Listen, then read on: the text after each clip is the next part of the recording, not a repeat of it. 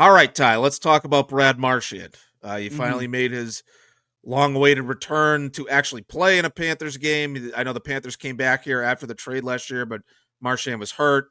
So there's Mhm. a little bit like Marchand, I think, was skating a little bit, but wasn't able to play. Finally able to actually play in the game. Has, great tribute overall. Like, I know the video, like, they're probably saving a better, like, more emotional video package for when they retire his number and things like that. This is more like a in your face, like, hockey highlight type of Marchand thing. But then just like the standing ovation and the curtain call, Marchand getting as emotional as I've ever seen a player. I honestly even got a little choked up just being in the building and witnessing that. And a lot of other people told me the same thing, whether they were there or watching from home. Like that was great stuff. I thought the Mhm. tribute from Marchand, and then in the game, he makes an immediate impact. He gets the game's first shot on goal. He intercepts a breakout attempt in the neutral zone, draws a penalty, assist on the power play. Like that was just the Brad Marchand story, that first shift of the actual game. Mhm. But then the tribute was great, and then he was great after the game too. And guys talking about him like that was a good overall night for the Marchand, the whole Marchand element. Just putting the game itself aside because the game is one of 82, but Marchand is a guy that is going to be an immortal in Boston Bruins history. Number 63 probably going to the rafters, and so like that kind of told me it's like you don't need to do a little video tribute for every little player that comes back. If you just saved it for the Marchands of the world, it might have more impact. But I think that thing had enough of an impact that it would be felt no matter what they did. I thought it was well done overall and good stuff with Marchand. Yeah, no, it was organic too, and that's probably the most important part of these things is that sometimes they can get a little too weepy eyed, a little too corny, whatever you want to call it. I thought this was done right. This was done in a way that didn't take away. It reflected everything that he did. Right. I think there was like 3 of the shorthanded goals he scored in his career in that highlight package, which I think you have to include with a player like him. There was the Game 7 goal in Vancouver, which like Yep. it's funny if you go back and you watch Game 7. When Marchand scores the empty net goal, that's going to win them the cup.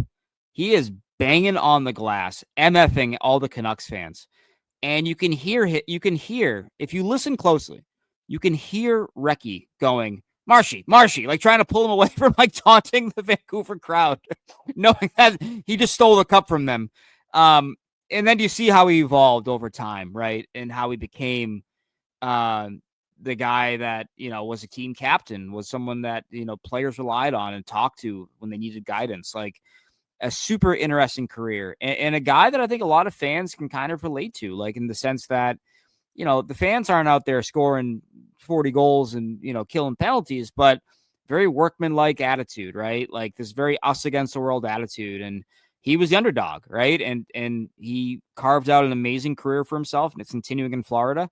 But I think a super relatable player for like the common fan, which I think added to his mystique and added to his allure for the fans in Boston. I think, just what a character Marchand was, and just the evolution of who he was. If you go back, Matt, and I'm telling stories out of school here, but it's okay. It's been 15 years. Everyone can move on. Uh, he's not in the Stanley Cup DVD. He's not. Do you know why? Because he was so goddamn trashed from all the partying in the city of Boston that they couldn't get him to like record a lot of things they wanted him to record. He was such a face of like the party that was that 2011 team that He's relatable. he's relatable. He's absolutely relatable in that sense. And so yeah, he was not as involved in a lot of the post 11 celebrations, that recorded them at the Red Sox game, whatever it was, like them recording their clips for the DVD, because he was partying, man. He was enjoying it.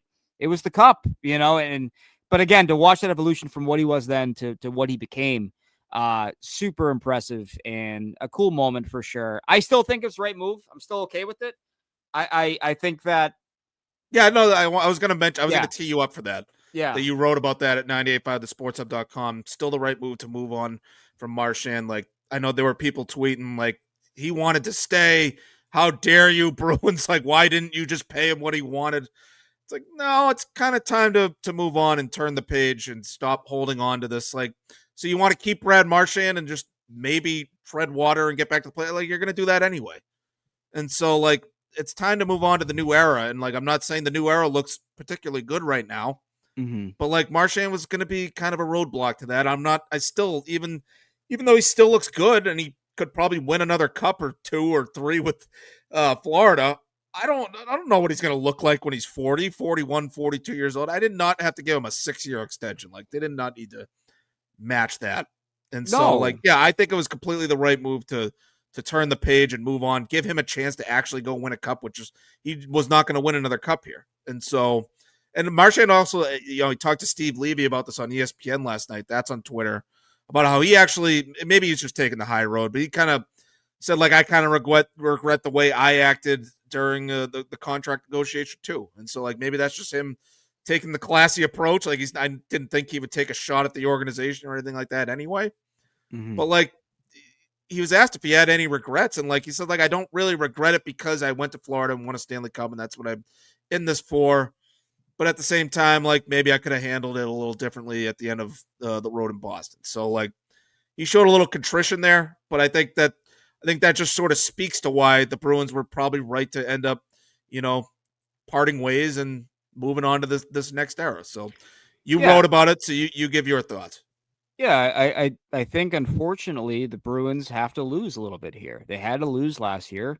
The final game before the deadline was the Carolina game where Nikita Zadorov's stick breaks on a last minute breakout, and they lose the game. And it's like, that was a sign that, like, all right, you got to reset it here. Like, you can't keep,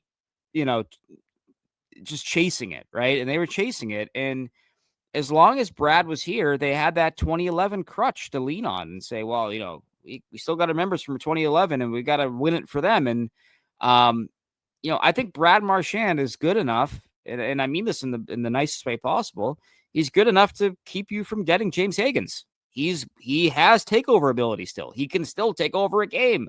You saw it in the playoffs. You saw it, even shades of it last night. Like, he can win you games. The Bruins needed to stop winning games last year. And Brad Marchand was a direct conflict to the long-term goal of the organization. And that's how I look at it from the Bruins point of view. But from the Marchand point of view, it's also not fair to him to say, hey, you're 37. Can we suck for like 3 years and then you'll be maybe still here when you're 41, when we're good again? Like, the timelines didn't match up anymore, right? And I think that for the Bruins, they were going to be stuck in their ways of chasing contracts and chasing talent because, well, we got Marchand here. We got to try to win one for him. Look what they did last year. They bring in Elias Lindholm because he compares to Patrice Bergeron, and they say, well, we might need that, for Brad, because Brad misses Bergeron. Didn't work out. It might work out, but it didn't work out in the first year. They bring in Zadorov. Oh, Zadorov is like Chara. He's 6'7", he's 6'9", and he plays heavy and he can be a leader, and we like what he can do. Like, they were still making moves based off what they did in the past, and so, like, they could never let go of the past so long as 63 was here. They just couldn't do it. And I think that those moves they've made, like, you're seeing them work out now, right? But, like, how many more of those moves are they going to make to try to help Brad and help them get to what they did in 2011? This is what I wonder. Like, you needed to remove the last bit of 2011 so that you could stop clinging to it, because it's become an obsession for them.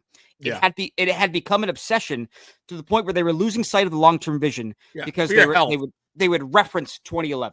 Yeah, for your health. Move on from 2011. It's like, you tried. You made real efforts to win one more cup for Patrice Bergeron and Brad Marchand and David Krejci and even Chara while they were. You tried, and you came up short. It happened. It sucks, but at some point you gotta move on to the next chapter of the organization. And look, you don't have to love the moves they made in the offseason. I didn't like a lot of what they did in the offseason and where it's going this year, but in the long term, we got to see how that goes. And I think it was eventually you gotta. It's just time. And I feel like once they realized that, like, Marchand wasn't going to budge on the contract and they weren't going to give him the years he wanted, then it's like, okay, fine, let's let's move on. So that's, Yeah, I mean, that's all I got for that. And how would that be fair? How would that be fair to Marchand? Because the Bruins would want him to do that, take less so we can build a better team around you. And it's like, okay, well, you've tried that before and it hasn't worked out. So you're going to ask another guy to do that? Like, I don't know. Like, I think that could only further complicate things, right? Where Marchand had been on the best deal in hockey for 8 years and he wanted to, recoup some of that money he left on the table. And the Bruins were going to turn around and say, no, you got to go year to year. Sorry. We it's how we do it. Bergeron did it. Krejci did it.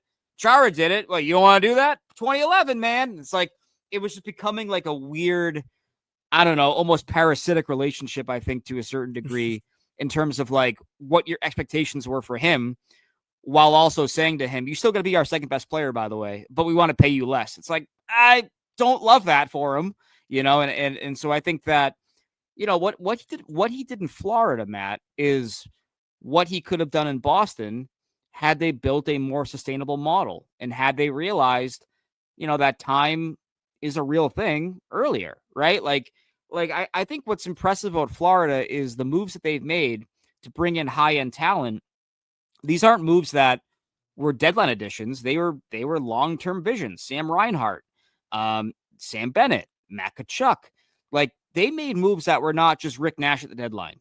Okay, now we're going to bring in Jerome McGinley for 1 year. Like, no. Like, they had the long-term vision to build it sustainably and to build it long-term. Whereas the Bruins, I think, were very year by year, right? And that's the difference. And so, if the Bruins took a more sustainable approach to it, Marchand's on their third line being a nightmare and they're a cup contender. If they hit on their draft picks, 2 of them, they are more like the Florida Panthers, and Brad Marchand's on your third line, second line, maybe feasting on matchups. They didn't do that. Marchand was still asked to be too important while being also asked to take less money. So it just made sense to move on for where these organizations were trending, or where these parties were trending. The Bruins organization and Brad Marchand, the veteran player who wanted one more Stanley Cup.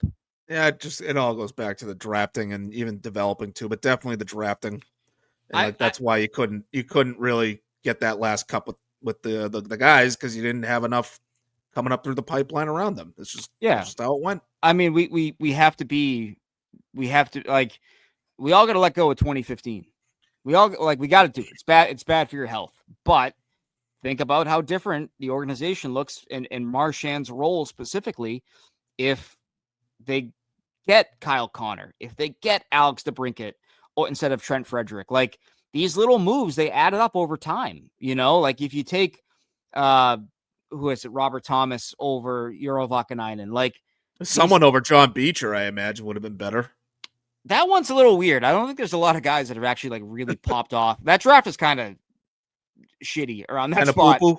Yeah, but I think it's Robert Thomas or Josh Norris. I can't remember. Maybe there's got to be someone who goes after Vakanainen in 2017. Just think about how different the forward complexion looks for your team, and again, this is where it just comes back to the bloodletting of draft picks and then the multi-year drafting of players that the goal was to fit in versus surpass Marchand on the depth chart, right? And it all kind of came together in a toxic bad soup for the Boston Bruins and Brad Marchand. That soup is stinky. It is a stinky soup. What, you got a boot in there?